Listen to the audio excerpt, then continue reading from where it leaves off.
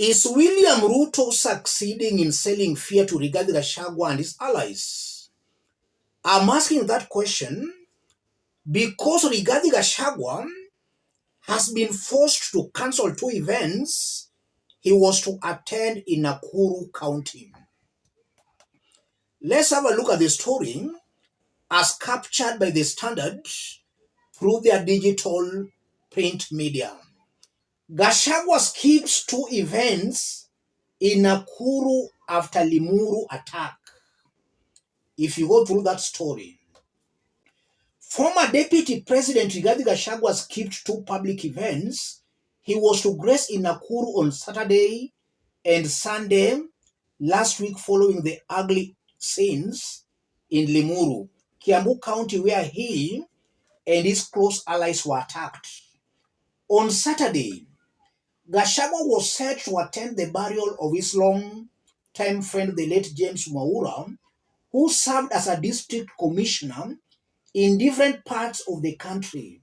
He was buried at his home in Pipeline, Nakuru East.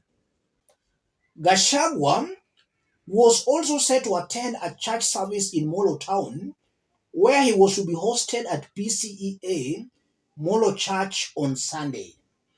The Sunday Standard has established that Gachagua cancelled attendance of the 2 events late Friday and instead sent representatives with message, among them former Bahati MP Kimani Ngunjiri. I can confirm that Gachagua will not be coming to Nakuru this weekend as planned. We discussed the matter on Friday and resolved that he should not attend the funeral and church service, said Ngunjiri. Gachagua, Kiambu Senator Karungo Wathangwa, was on Thursday attacked by goons allegedly hired and ferried in buses to deny him a chance to address the mourners amid his rising popularity in the Mount Kenya region. According to Ngunjiri, the decision to cancel the Nakuru itinerary was a difficult one, but was arrived at after consideration on the consequences it would have on him, mourners, and church attendees. We got information that one of the Nakuru MPs had also planned a similar attack on Gachagua if he attended the Mwaura's funeral. We talked with the family and agreed that I would deliver his message to them, said Ngunjiri. Ngunjiri added that they cancelled the Molo event over the same reasons.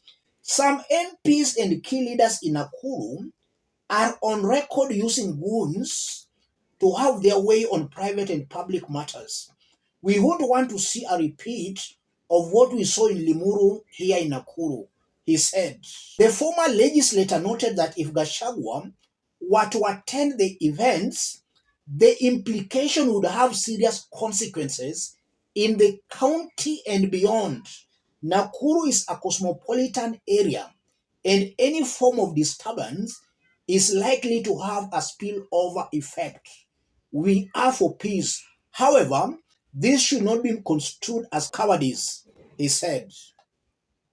It's a long story. Ngunjiri challenged President William Ruto to put his house in order, saying that persons close to him were using his wrath to plot further harm on Gachagua. So the events have been cancelled because of security issues. I want us to dig deep into this for Kenyans to see in clear terms what's happening here and what all this means. If you are watching us but you have not yet subscribed, subscribe, give the video a like. Let's proceed.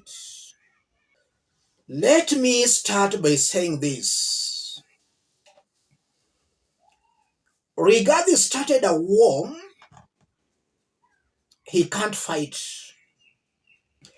And sometimes back, Moses Kuria warned Rigathi Gachagua. When Rigathi started the war, he thought he was too powerful to be impeached.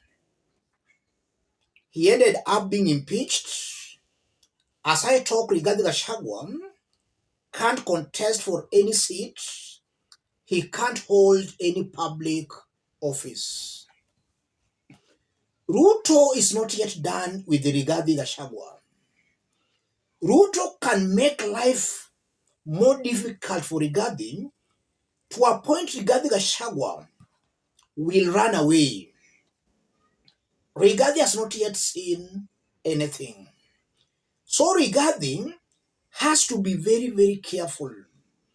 Rigathi and his allies and supporters should not resort to violence. The government has the monopoly of violence. You can't beat the government in violence. All this violence we've been seeing on the mountain were clearly started by Rigathi Gachagua and his team when they started heckling leaders allied to William Samoei Ruto. And I did state in this forum that it's very wrong to attend other people's events, then you start heckling them.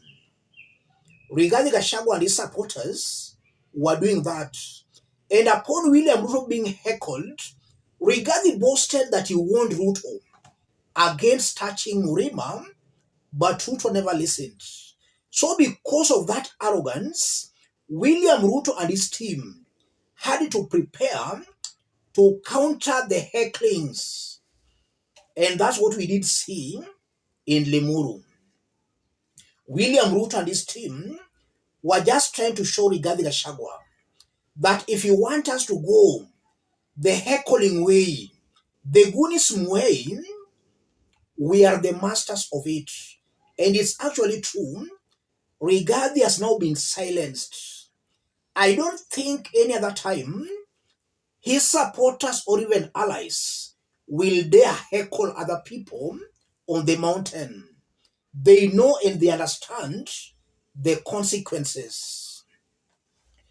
This shows clearly that William Ruto has succeeded or is succeeding in selling fear to Rigathi Gachagua and his team.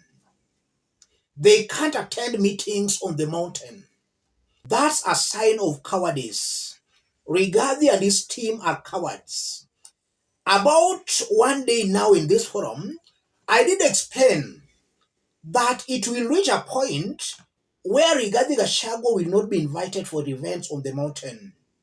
People or residents of the mountain will not be inviting Rigathi in their events because they know the consequences.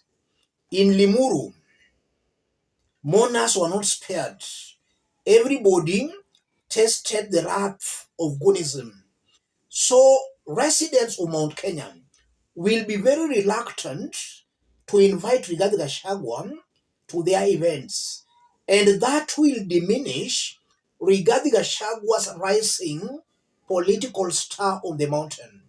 If you can't be seen in public, if you can't be seen in events, then it's very clear your popularity is declining. Rigathi was only rising politically because he was being seen mingling with Mount Kenya residents in such occasions, burial occasions, wedding occasions, or even coronation occasions. Rigathi had identified such events as platforms for him to further his political agenda. But it's clear to me, William Ruto has now thwarted that. Rigathi will now be forced to organize his own political rallies on the mountain. Nobody will allow Rigathi use their platforms for him to further his political agenda. Burial planners, concert planners will not allow Rigathi Gachagua use their occasions to further his political agenda. So it will force Rigathi to organize his own events. And those events, should he dare organize them, there will also be some political consequences. There is a lesson to be learned from this. When Rigathi was a de facto deputy president, we saw such force being meted on opposition. We saw Raila and his team being attacked. And Rigathi was coming out as the face of that impunity. And even when Uhuru Kenyatta's Northlands farm was attacked, accusing fingers were being pointed at Rigathi Gachagua. So Rigathi is just being served from the same dish he did serve others. The lesson is, if you are in power, use your position wisely. Don't use your position to oppress others. And what is happening to Rigathi Gachagua should also be a lesson to those currently in power, William Ruto and his team. Power is temporary. You can use power to oppress your opponents. Tomorrow things will change.